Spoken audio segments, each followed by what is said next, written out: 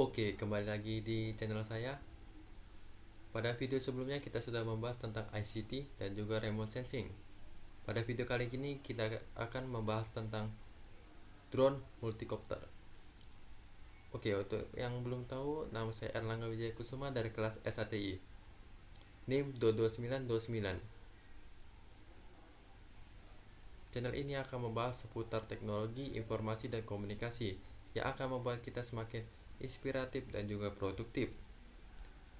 Tanpa berlama-lama lagi, kita akan mulai pembahasannya. Tapi sebelum itu, intro dulu.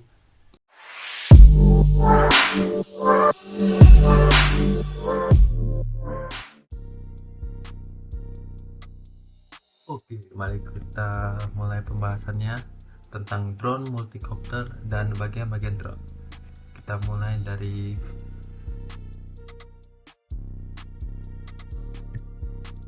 apa itu drone. Good.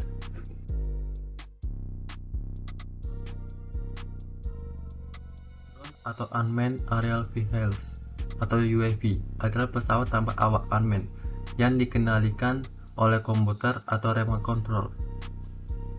Alat ini memiliki kamera yang dapat digunakan untuk mengambil gambar jarak jauh.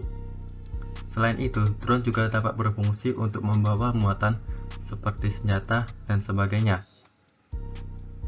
Berdasarkan bentuknya, jenis drone dapat dibagi menjadi dua. Pertama, fixed wing drone. Ini merupakan jenis drone yang menggunakan sayap untuk terbang.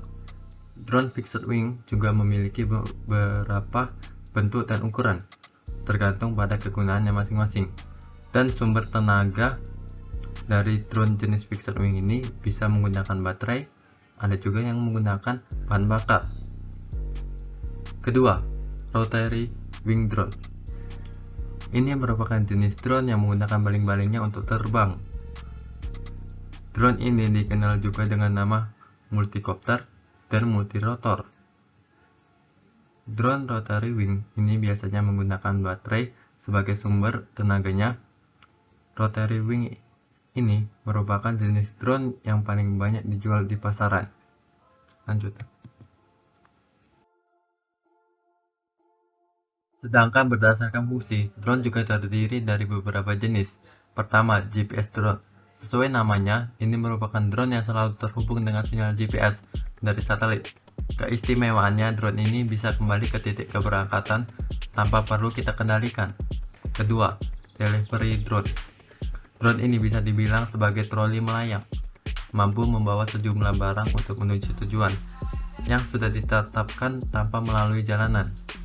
Kemampuan angkat drone ini berkisar 8-13,6 kg dalam satu kali angkut. Ketiga, fotografi drone. Drone ini memang didesain untuk mengambil foto.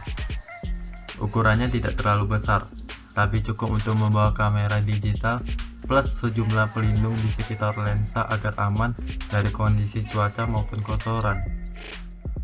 Keempat, racing drone.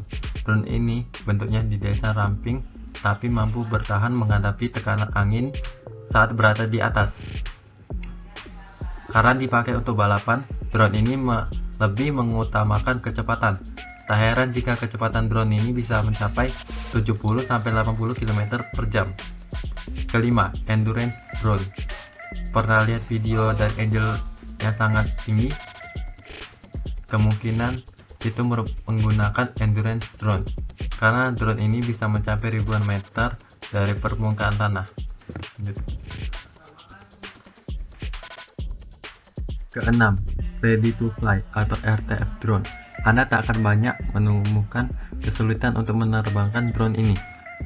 Keluarkan dari dalam box, charge baterai sampai penuh, dan Anda pun bisa segera menerbangkannya. Mengendalikan RTF drone pun relatif mudah, karena memang dirancang untuk para pemula. Ketujuh, trick drone. Jika Anda sudah mulai bisa mengendalikan RTF drone, kini saatnya mencoba jenis trick drone. Jenis ini tidak hanya bisa diajak naik turun atau belok kanan kiri saja, tapi bisa melakukan sejumlah trik seperti berputar ke atas dan manuver-manuver menarik lainnya. Kedelapan, drone militer. Sesuai dengan namanya, fungsi drone adalah untuk kepentingan bidang militer. Jenis drone yang populer pada drone militer ini ialah UAV, Predator, dan juga Reaper. Indonesia pun memiliki drone militer seperti Puna Wulung, Puna Pelatuk, Puna Skiti, Puna Gaga, serta Puna Alap. Kesembilan, drone consumer. Jenis drone consumer ini sering digunakan sebagai hobi para pengguna, ataupun bisa dijadikan untuk pembuatan sebuah video maupun fotografi. Karena fungsinya yang sering digunakan untuk memenuhi hobi, maka drone ini pun dilengkapi dengan kamera yang memiliki resolusi tinggi. Ke-10, drone profesional. Sama seperti drone consumer, drone ini pun bisa digunakan sebagai alat untuk produksi sebuah video ataupun project. Ke-11, drone industrial. Drone jenis ini merupakan tingkat lanjutan dari drone profesional. Karena merupakan jenis drone lanjutan, maka baling-baling yang dimiliki pun cukup banyak atau biasa disebut sebagai konfigurasi multirotor.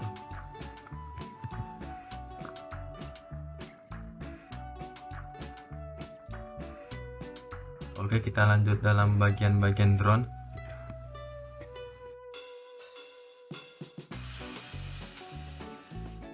Memiliki bagian-bagian yang harus diketahui atau dikenali sebelum menjalankan atau menerbangkannya. Tujuannya agar ketika menjalankan drone tidak melakukan kesalahan. Beberapa bagian pada drone yang mesti diketahui. Pertama, propeller atau prop, yaitu baling-baling yang biasanya berjumlah 2, 3, 4, 8, dan seterusnya, yang berguna untuk memberikan daya angkat pada drone, pengendalian arah, dan penyeimbang. Kedua, remote control, yang digunakan untuk mengendalikan arah drone dari jarak jauh. Ketiga, kamera, alat yang digunakan untuk menampilkan gambar, untuk merekam video, melihat, serta memotret gambar. Keempat, gimbal, alat yang digunakan sebagai penyeimbang kamera berbentuk masing-masing berbeda disesuaikan dengan kebutuhan. Gimbal berfungsi untuk menghindari goncangan dari drone agar pada saat proses pengambilan gambar tidak kabur atau blur. Kelima, rotor, mesin penggerak dari propeller yang jumlah dinamo disesuaikan dengan jenis drone. Keenam, shock absorber, alat peredam getaran yang berguna memberikan keseimbangan agar kamera tetap lurus dan stabil. Ketujuh, landing skid, kaki drone yang digunakan sebagai alat untuk melakukan pendaratan dan dapat disesuaikan dengan kebutuhan. Lanjut.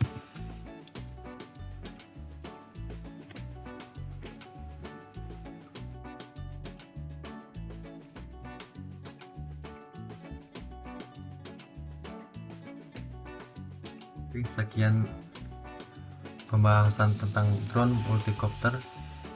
Jika ada pertanyaan atau pendapat, silahkan tulis di kolom komentar. Semoga video ini dapat bermanfaat dan menambah wawasan bagi kita semua.